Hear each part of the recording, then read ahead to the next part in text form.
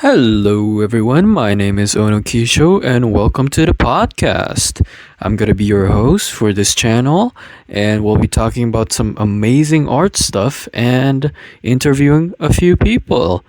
I've yet to name what podcast this channel name is gonna be, but I feel like the community will have a great time making that up. I have a few ideas rolling up my sleeve. The Onokisho Raw, Onokisho Pod, um, Onokisho Talks, Needs a Friend. As you can see, I'm all alone. I'm still looking for people to interview.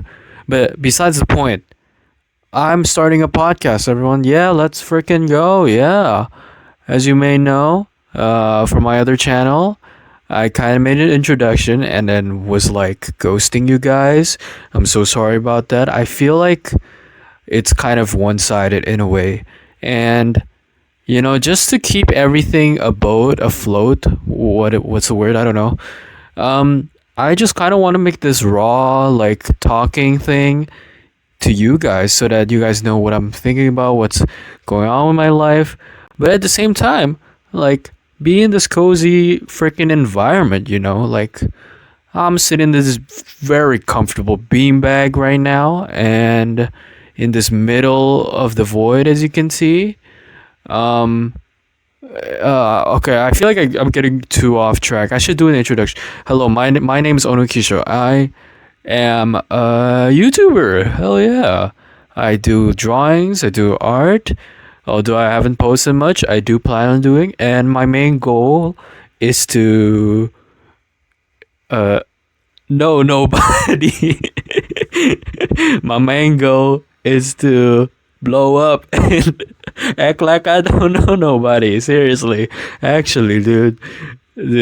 Okay, but yeah, this I feel like this is weird. I'm all alone talking to myself, and I'm like trying to reach an audience. This is freaking weird. Also, I mean, to be fair, this is 90% of YouTube is probably just like people commenting like on like random stuff. That's why I figured out. I figured out that script writing is like 90% YouTube, dude. It's so freaking hard. I feel like the main reason why I didn't upload as much is because like I was so freaking stuck on like thinking about like what I should say, because like usually when there's like a normal conversation like what I'm having right now, like especially with a friend, like there will be like social cues. There will be like, hey, like someone says something funny and then like you add on to the joke, and then you're like ha ha ha. Your friends are like ha ha ha. But when you're editing video, it's like you have to make that joke up, and like you have to be brave on like whether or not your jokes will land. Like if I put like a freaking like 2017 meme where it's like the somebody touching my spaghetti meme on like a freaking like spaghetti video, like spaghetti like joke, like like it's gonna be like a 50-50 on like people laugh or people not laugh. But like you have to be confident, is my point, when it comes to making these jokes, because sometimes you maybe come off as just like cringy millennial. Sorry, millennials, I don't mean no harm to you. I don't know why I said millennials, but you know those cringy like Disney millennials, like yeah, those millennials. Or you're gonna be come off as a cool Gen Alpha. Like it's either one of those. I feel like Gen Z is like facing this like epidemic of like Gen X middle child problem. Like to be honest, like we are the ones who set the ground. You know what I'm saying? Like Gen X were not easy. Well, they were easier than us, but like if you think about it, I think during that time, like people started working, like even women, like everyone was working, like that's when like people were like the like two people needs to go to work, you know what I'm saying? Like this baby is not gonna feed off of one man. And like people were also like let's break this household tradition, which is good, I love it. And Hashtag women power. Where am I going with this? But yeah, I feel like Gen Z is like that. Like we have our own suffering with money, specifically with money. I don't know why I brought that other stuff up, but specifically with money. And I think that when it like we have to work like double the amount. I saw like a freaking like statistics where it's like off of like like a thread, but like it's like Gen Z has to work like a bajillion times more because like the house is like a bajillion times more. Like you could have bought a house for like 40,000 US dollars back then, and now you need like a bajillion freaking like variations of like potatoes and stuff. And it's like freaking crazy, you know? Like this is crazy. But also, you know what's even crazier? YouTubers, bruh. I saw this one video of Moist Critical. I personally don't watch him, but like I see his face from time to time. I'm recommended, and I'm like, okay, what does this guy have to say, bruh? And then like he gets me hooked sometimes, but like he says something that's like not in line with what I believe in sometimes. So I'm like, okay, well, it doesn't matter. He's a person, right? He's a talking person like me. Like I'm on this chair right now. And the thing about that is like he was like earning like $84,000 off of like super chat, I think, or like stream ad from like YouTube and like Twitch combined. 84 freaking dollars. 80 sorry, not 84 freaking dollars. $84,000. Yo, off of one stream. Like I'm so like the fact that he's so transparent about that and like being like, okay, content creation makes so much is freaking crazy. This is, I'm assuming this guy is only like one man, right? Like he does all the editing, he does all the yapping, and like he uploads like 5 videos a day, which is not a surprising thing when you think $84,000. Okay, he's uploading 5 videos a day, but like he's like a freaking news reporter, right? Like he's your daily dose. He's a modern version of your daily dose of no. What am I thinking of? Keemstar. No, I think Keemstar. I don't know. Drama Key? Was that his name? The guy with the beard and the hat. I don't know. Some of you know what I'm talking about. Like the drama news report, but like he has his own take and like he's like concise with his opinions. Like you know those like commentary videos where it's like Ludwig, like Moist Critical, like these commentary people who are like very concise with their opinions. They're not just reporting, right? They're not just reporting on the incident, but they're making people know their names. They're like the messenger is noticed type. You get what I mean? Like I think that's pretty crazy when you think about it. Okay, I feel like I'm getting really off track here. Now everyone, what is the goal of this channel? So my goal to this channel is well, first and foremost, talk to a lot of people. Talk to a lot of amazing people. Within the past few months from starting the channel, I've met an incredible amount of talented artists that are way more talented than me. And realizing that, I realized that I have to pretty much step up my game when it comes to creating what they create, you know? At first it was kind of like this personal diary that I wanted to make. Just kind of no fluff, no like super catchy editing.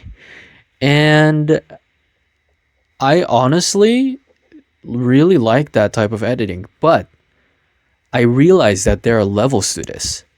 All right, there's more than what we anticipated, folks.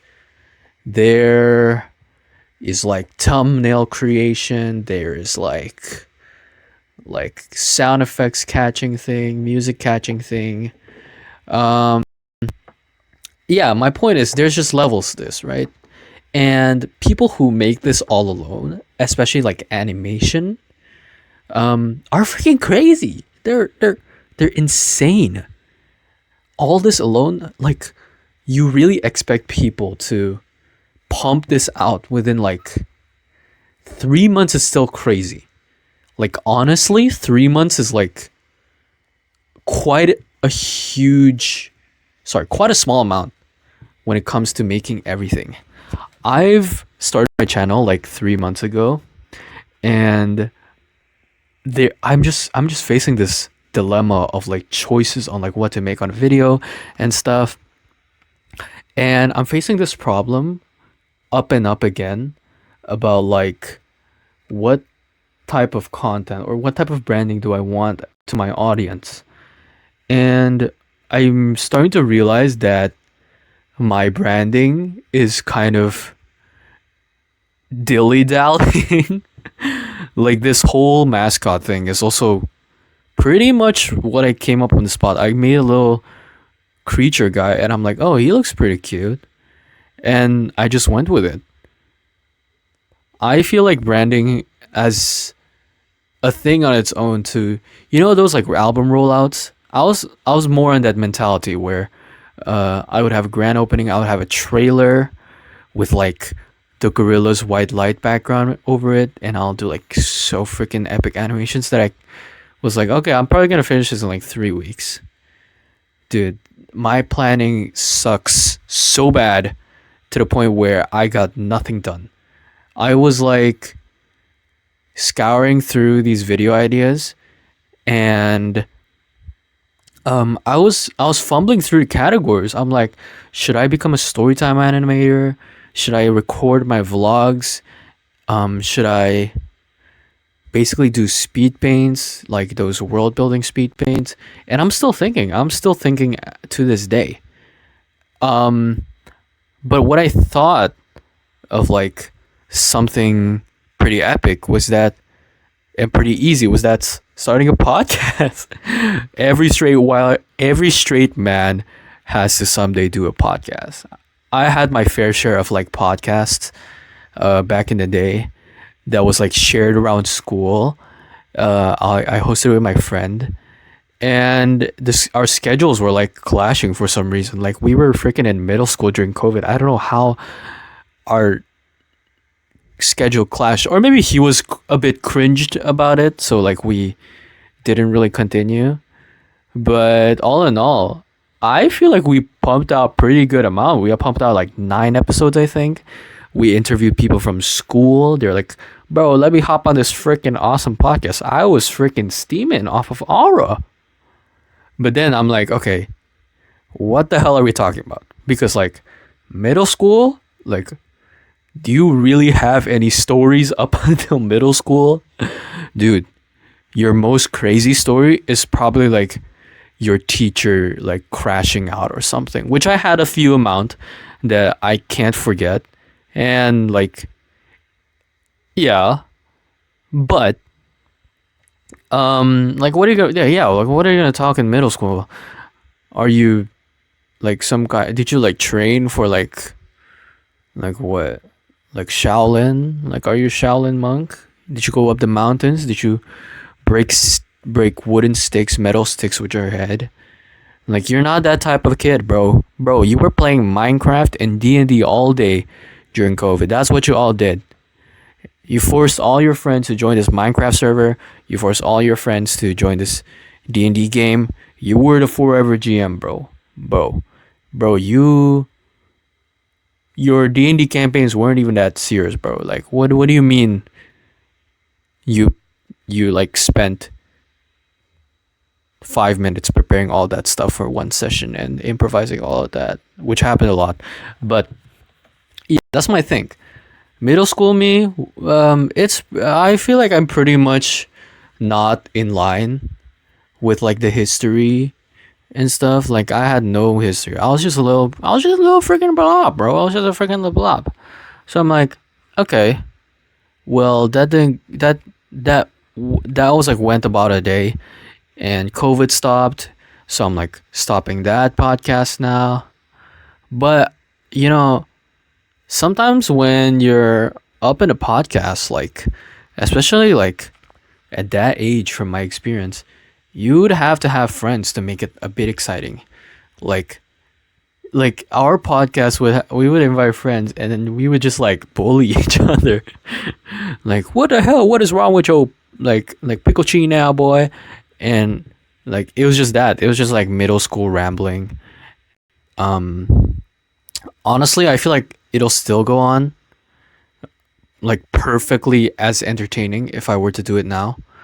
To be honest, like I wouldn't be as surprised if my audience were engaged with that. So do I.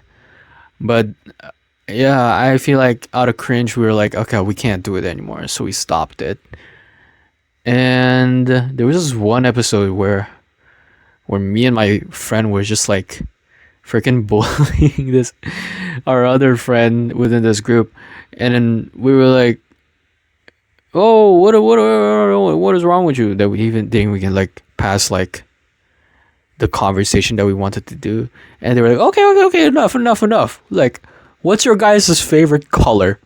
Is like, bro, favorite color is like, my favorite color is like I don't know. It's like brown, and it's like black, and it's like that's not a color. That's a shade of color. I mean that's like black and white. It's like a shade of color, and they're like, bro, shut your pickle cheese now, boy, bruh. You dirty stinking boy. So like that's how it went, and that should remain somewhere, but I forgot the account, so like it's still out in public, unfortunately. But anyway, regardless of what I'm talking about, I just wanted to say, animation is so freaking hard, dude. I've been like really struggling with everything that's like, especially when thinking about ideas, and I know the best way to like properly get guidance is probably like get advice from like my fellow moots, which are super talented, but they have their own thing. I feel like I'm starting to realize now that this is a lot of work, dude. I can't be doing like real life work and like YouTube work at the same time. Not to say that real life work is easier, but this is what everyone says, dude. Not to say that real life work is easier, but YouTube is actually pretty hard. No. Yes, but no. I feel like there's levels to this. Dude, am I repeating what I'm saying? I'm sorry, guys. I feel like I'm repeating what I'm saying. This is like a constant, like, trials and tribulations type. I did ask my friends about, like, YouTube advice, and, like, I'm like, oh, what should I do with my categories of YouTube? Like, do I want to be this YouTuber? Do I want this to be this YouTuber? Because, when it comes to making a YouTube channel, people want to see consistency. They want to see the same thing. They want you to respect them. An audience, when you're watching your video, they're respecting your time. They're like, I'm taking a break from my work to entertain myself with this video that I'm promising myself to be good. When it comes to a movie, it's a lot easier to pick what you want to watch. Let's say you have a subscription, or let's say you pirated, whatever. You're like, oh man, I haven't watched The Godfather. Or, oh man, I heard Zootopia is really good. Oh man, Good Will Hunting, Dead Poet Society. I haven't watched that. Those are classics, but people say are really good. You go on and watch them, on your phone? It's probably like 2 hours, and you're satisfied. There's a satisfying conclusive ending, because people thought of that a million times. But when it comes to YouTubers, when they're really kept up with competing other videos, the videos itself is not going to be as thought out, unless there are some YouTubers who are like that. But in most cases, what I'm saying is, people have to think quickly. They have to be quick. They have to be quick-witted. Is that word? I don't know. And In my opinion, with that, is that, you know, it's hard. I have to say, it's hard to kind of be in line with what your audience want to watch, but also what you want to create. And I feel like when it comes to art itself, making quote unquote art on YouTube is either of those categories where it's almost inevitable that you have to put commentary unless you're doing like speed painting or like other sorts of things, like making an animatic work, for example. Like that's a whole movie. That's a whole like animation, right? And I feel like art is so hard to explain. This is my problem with um, coming up with scripts, is because most of my illustrative journey has been just like the explanation is in the poster or in the design itself. The story is there. And the fun of it too is also the interpretation from your friends, your family, the people you know. They might notice the little Easter eggs that you put in your illustration, or they might interpret it a different way. That's what art is. There is a communication that needs to be carried out in order for you to connect with people, connect with communities, express like your ideas, express like what's in your brain and just let it out, and just kind of let other people think about it, you know, about what you thought about. I think that's amazing. I mean, like,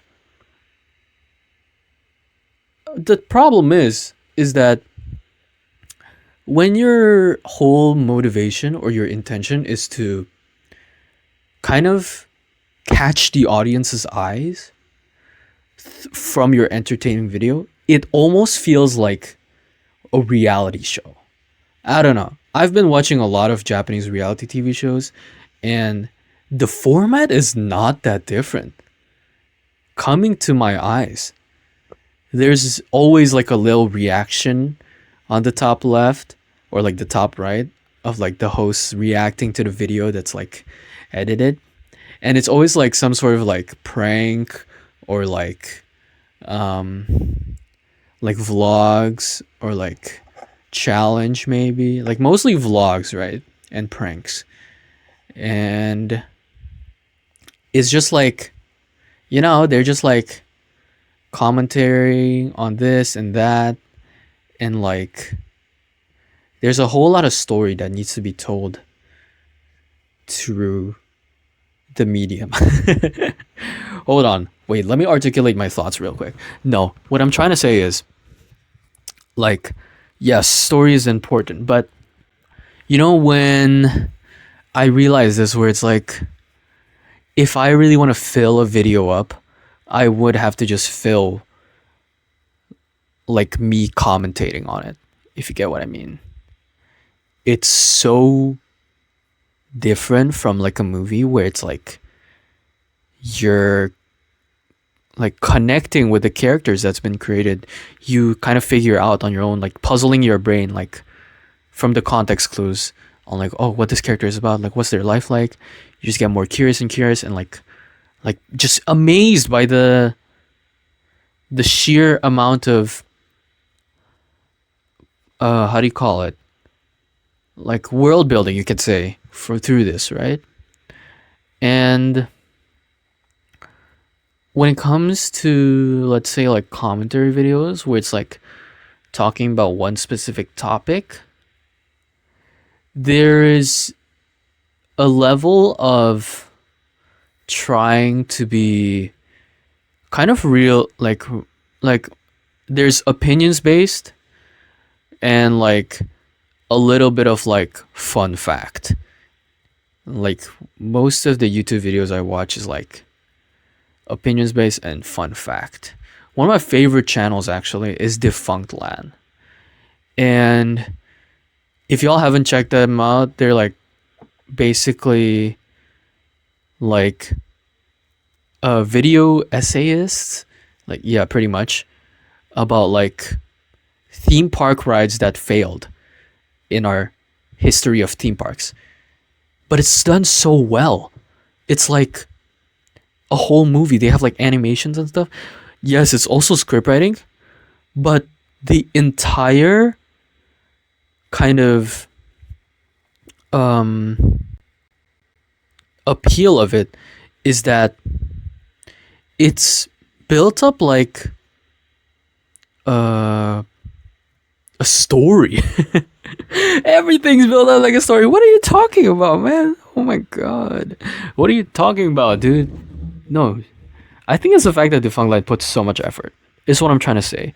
Because like every single little detail and like fact about like what the theme park was about is up to like par with like documentaries and stuff. Documentaries, dude, documentaries.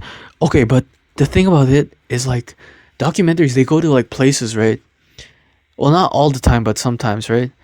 And like they interview people, right? This one, the Fun Line also does that, but it's mostly like one man voicing it, and it's crazy how like where am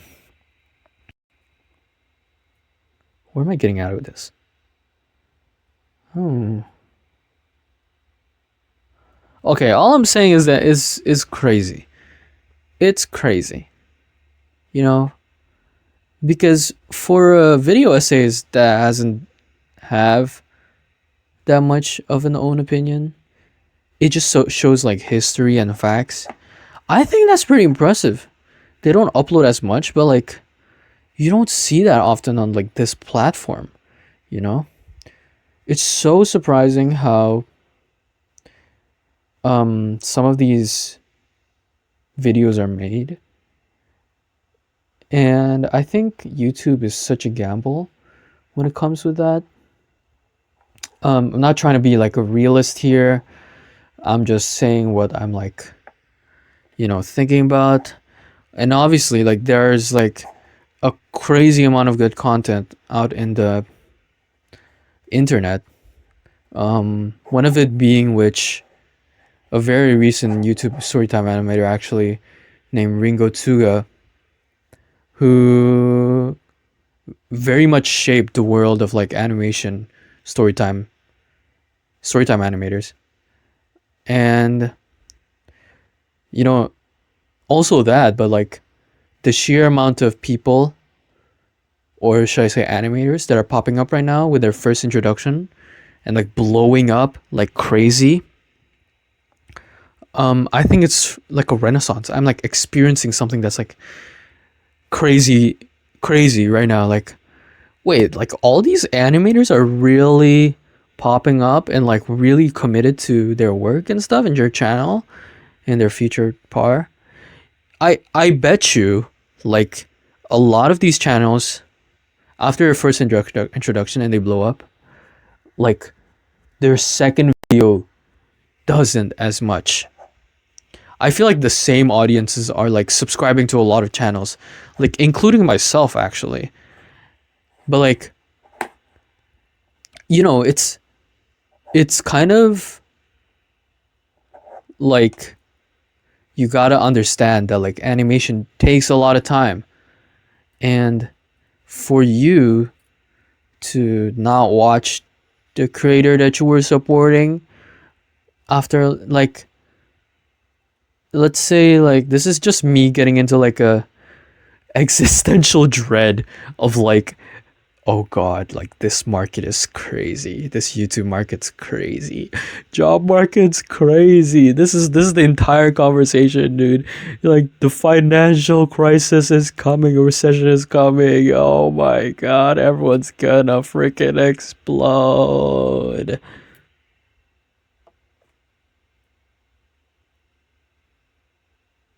I love seeing animators though, and art in general just popping up in my feed. I realized that my favorite form of content I used to watch as a kid was vlogs. You know, I gotta be honest with you. I was a pretty like big fan of like parkours, Ryan Higa TV when they did the board games. I loved that. I loved Dude, when I was a freaking kid, I loved like FGTV, Funnel Vision. They had like their family was like cooking up like gaming channels and stuff, right? I have a free. I feel like family-based YouTube channels are often more than not just kind of. I don't know. It feels parasocial a bit, you know. Like I'm like hell yeah, like let me in this family with you, along with like 150,000 kids that also want to be in that family. But it's always not rose tinted glasses is what I realize. So I'm like, okay, I'll back off. I'll back off. But anyways, I feel like many of the things I watched was like vlogs and stuff, because like when it comes to vlogs, it's like you can see their personality. It's like the most raw emotion when it comes to capturing a moment or whatever, and you spin it off with like editing and stuff. It's like that video has so much substance. You know, that video has a good load amount of of like creating like it's like a full doner kebab, right? There's all the freaking meat, there's all the vegetables, all the grease is coming out. Like oh, like you're biting into like oh, you know. And it's like, yeah, that's how I felt like. And I feel like back to my point of like having to write script writing for art. Like I'm not a very self-explanatory guy when it comes to like my art, or like just in general. I'm like just like hanging about. I tell people what I love and stuff, but like that's their interpretation of how they feel about it. Like if I say I love Mario, like they're like, oh mamma mia, what is this guy on about? Or they're like, oh yahoo, another Mario fan. Like that's up to them. That's up to them to like see how like how they feel about like what I'm interested in. But I never like come across to like, okay, so this art is about fishes that are this and that, and I like at first I wanted to do this and that, and this is supposed to be a symbolism of like something something, and then like I say that, right, and it's like super badly done. Like it's like nothing like that. Like I draw like a super symbolic like I don't know, like hot dog or something, and they just see like a D, and it's like, whoa, like wait, that's kind of a symbolic meaning actually, like how you're tying food to D, like that's like something, it means something, right? But having to explain that, it's like kind of embarrassing if you think about it. I was talking to my other friend about like basically wondering about like, oh, what should I do with this? What should I do with that? And I was talking to my friend, actually. I don't know if it's okay to say their name, but they're pretty good at what they're doing, and they don't upload as often, but when they do, it's quality, dude. It's friggin' quality. And they're like, oh, you know, YouTube actually doesn't recognize art as art in their specific category. So if like they'll just specifically like categorize every single art video into like one art video. I didn't know that. That's insane. So like they were like, so like if it was like storytime anime or something like a sketchbook tour or like a vlog art tour where you're going to a museum or something, like they'll just combine everything into one. So like it's okay if you like switch up on things from time to time. And then I'm just sitting there like, wait, really? And they're like, yeah. And they're like, and I'm like, wow, dang. That's actually refreshing to hear, you know? Because I didn't know, I thought it was like animation story time, and then it's like, what? It's like something something. But now that I'm subscribed to more animators and like subscribed to more art people, I realized that all of like they just pop up in my feed, and they were right. YouTube really doesn't know what is going on. So if I label this video as like art, maybe a few of you art people will come on over and be like, "What's up?" So if you're a storytime animator, say, "What's up?" If you're new to storytime animation, what's up? What's up? What's up? Welcome to the pod. If you're ever interested in joining me and having a little conversation, because right now I'm like talking to the void, I'm like losing my mind a bit from like what I should talk about, then head on over. Just contact me on Instagram or like on email or whatever. I'd be so happy to have you guys. You know, ever since I was little, I really wanted to talk to people who are within the industry and like how they felt working in the industry and like what their techniques are. I guess my next goal is to invite Alex Hirsch. Yeah. Invite Walt Disney perhaps. Get him out of the freaking freezing chamber. Hell yeah, let's go. He'll be like, "Hey, what's up? How's it feel being born after what, decades?" And he'll be like, "Oh, what happened to Disney?" And I'm like, "Oh, it's gonna be acquired by Netflix someday." Seriously? What is Netflix? Oh, is this streaming subscription that's like you can watch all the movies in the world? Just yeah, I was like, "Oh, that's amazing." And it's like, "Oh, but you have to pay like a monthly subscription, so it's like $30 a month." What? $30? Yeah, it's like not low key where like you're not even owning the movies. Wait a minute, isn't that considered uh uh what, Walt? Tell me, Walt.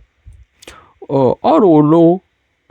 Walt, you were not that nice to your animators too. I don't know any single name of your like your keyframe animators or like in between animators. Like you took all that credit, bro. Don't act out here being like, "Oh, Netflix, what Netflix is doing bad," because you yourself, you were acting like Netflix. "Oh, what? What? Get back in the chamber." And I just shove him in the chamber. You know, Disney, Netflix, Disney, Netflix. Yeah, pretty much. Yeah, I guess I'll see you guys in the next episode. That'll be it for this episode so far. I hope this made a good introduction. If not, you can click away, watch another video perhaps. And it will be very awesome if you press like and subscribe. If you want to see me yap about more stuff. I'll probably change up the background a bit because I'm just like in the freaking void right now. Anyways, thank you all for watching and have a lovely day.